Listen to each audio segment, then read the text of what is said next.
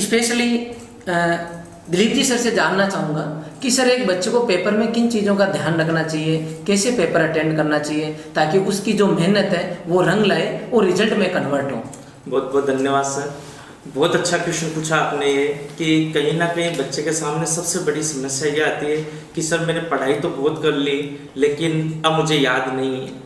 इससे एक अपन saturation condition कह सकते हैं। और किसी भी एग्ज़ाम में, कंपटीशन एग्ज़ाम में यदि अपने को सिलेक्शन करवाना है तो कहीं ना कहीं सबसे बड़ा इम्पोर्टेंट जो रोल रहता है वो है अपना पेशेंस, अपना धैर्य और अपना कॉन्फिडेंस। बेटा लास्ट टाइम पे जब आप एग्ज़ाम में पेपर से जूझ रहे होते हैं तो आपका धैर्य और आपका कॉन्फिडेंस, ये दो ही आपकी सफलता की सबसे बड़ी कुंजी है। इसके लिए अब समस्या ये आती है कि सर ये कॉन्फिडेंस आएगा कैसे। कॉन्फिडेंस के लिए सबसे पहले आपको पढ़ाई करनी होती है, पूरा टाइम रहता है आपके पास में स्टडी करने का। अब पेपर के साथ में जब अपन जूझते हैं तो अपने सामने सबसे बड़ी समस्या ये आती है टाइम मैनेजमेंट। देखो कहीं ना कहीं कंपटीशन में सिलेक्शन हो रहा है तो उसके पीछे दो चीज़ें इंपॉर्टेंट है, एक नेगेटिव मार्किंग और दूसरा टाइम मैनेजमेंट। तो यहाँ से मैं आपको छोटे छोटे से कुछ टिप्स बताऊंगा कि आपका टाइम मैनेजमेंट कैसे हो और अपने नेगेटिव जो अपने मार्किंग होती है उस पर अपन कंट्रोल कैसे करें।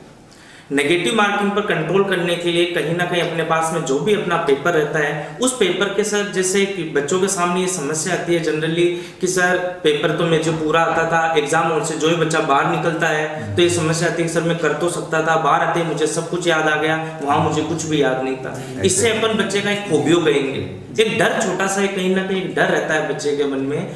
तो बेटा अपने को सबसे पहले वो क्वेश्चन अटेम्प्ट करने होते हैं जहां अपन जिस सब्जेक्ट में या जिस सब्जेक्ट का अपन पेपर अटेम्प्ट करें वहां पर अपन कॉन्फिडेंट हो। जब भी आपने तैयारी की है बेटा जनरली अपने सामने सबसे बड़ी एग्जाम हॉल में समस्या ये आती है कि अपन सबसे पहले कौन सा सब्जेक्ट करें।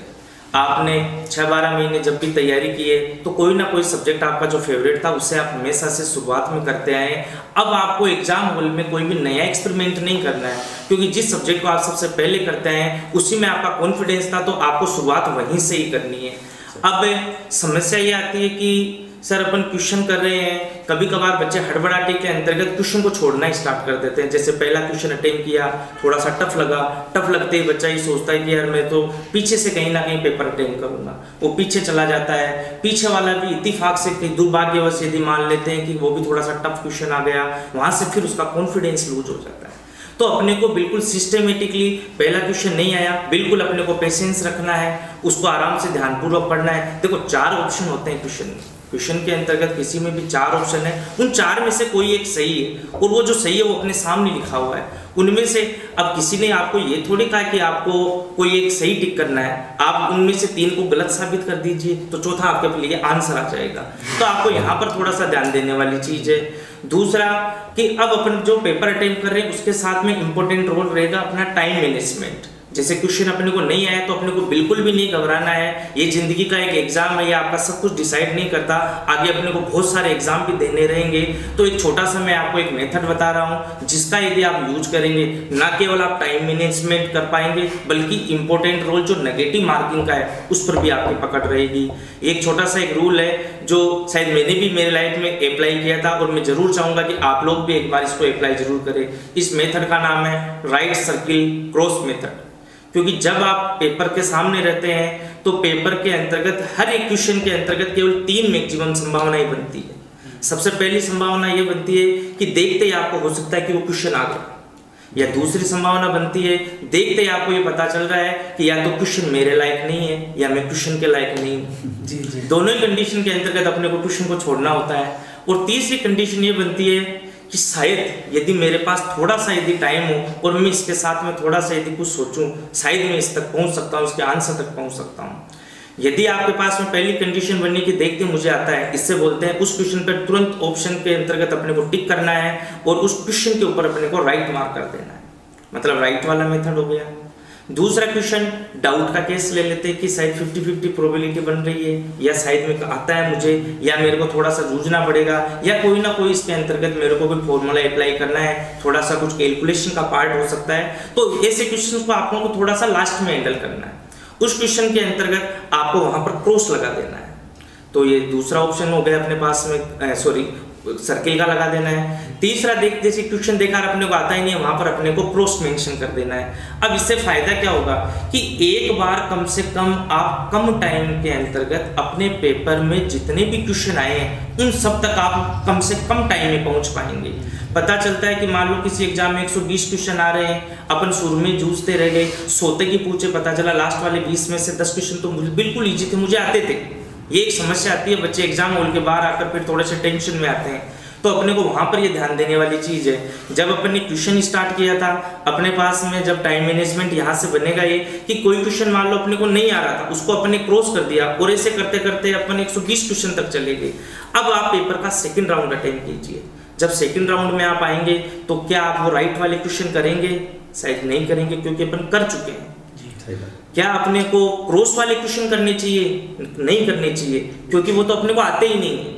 फिर अपने पास केवल और केवल एक ऑप्शन बचता है, और वो ऑप्शन बचता है केवल सर्किल वाले क्वेश्चन। तो अब अपने को सारा का सारा टाइम उन सर्किल वालों को देना है।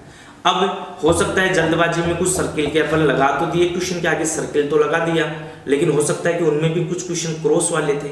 अब आपके पास में टाइम रहता है। एक्चुअल में होता है क्या सर कि नेगेटिव मार्किंग बच्चा तब करता है जब बच्चे के पास में टाइम कम रहता है, बच्चे की हड़बड़ाहट होती है, बच्चा घबरा जाता है, उसमें वो नेगेटिव करता है। तो बच्चे के पास में जब पूरा टाइम है, एक बार 120 क्वेश्चन तक वो जा चुका, जिससे एग्जाम की अपन कट ऑफ की भी यदि बात करें तो अभी तक ऐसा कोई एग्जाम नहीं है कि जिसकी कट ऑफ 100% रहती है। मतलब एग्जाम में काफी कुछ क्वेश्चन छोड़ने के लिए भी आते हैं, और ये पेशेंस देखते हैं, आपका धैर्य देखती है कोई भी एग्जाम में जो आपको सफलता मिलती है कि आप उस सफलता को पचाने के लिए भी आप सक्षम है कि नहीं है। तो आपको हमेशा, यदि मैं ऐसा कहूँ कि क्वेश्चन करने के बजाय आपको छोड़ने पर ध्यान दे, तो ये कोई अतिशयोक्ति नहीं होगी। आपको लग रहा हो कि सर जब छोड़ देंगे तो फिर सिलेक्शन कैसे होगा? तो आपको हमेशा उस पार्ट तक पहुंचना है कि जो मेरा स्ट्रॉन्ग था, एक बार कम से कम एटलीस्ट में सब क्वेश्चन तक पहुंचूं। दूसरी जो सबसे बड़ी गलती रहती है ये कि अपन क्वेश्चन को पूरा ध्यानपूर्वक पढ़ते ही नहीं। अभी किसी क्वेश्चन के अंतर्गत पूछना तो था कि निम्न में से कौन सा सत्य है, और अपन ने कभी मान लो गलती से असत्य हो गया, सत्य नहीं है, ऐसा कुछ पूछ लिया। पता चला किसी क्वेश्चन के अंतर्गत ऑप्शंस दे रखे हैं जिसमें पहला ऑप्शन भी राइट था, दूसरा भी राइट था, तो तीसरा ऑप्शन दे दिया कि उपरोक्त दोनों। अब बच्चा पहला क्वेश्चन पढ़ता है और पहला ऑप्शन टिक कर देता है, और मन में खुश भी हो जाता है कि नहीं मेरे तो बिल्कुल है जो सही है। तो ऐसी कहीं ना कहीं बच्चे के सामने ये समस्या आती है। तो इन चीज का अपने को पूरा ध्यान देना है, हर क्वेश्चन को ध्यानपूर्वक पढ़ना है, और क्वेश्चन के जो 4 ऑप्शन है, चारों ऑप्शन की अपने को इज्जत करनी है। बिल्कुल अपने को भी पेशेंस, अपने को ध्यानपूर्वक इस चीज को देखना है, अंत तक अपने को पूरा टाइम देना है, जूझना है पेपर के साथ में। बी कॉन्फिडेंट, 100% आपने तैयारी की है, पढ़ाई की है, आप 100% उन क्वेश्चन को आराम से कर सकते हैं। जब तक आप पेशेंस रखेंगे तब तक आपको बिल्कुल भी 1% भी इनसे घबराना नहीं है।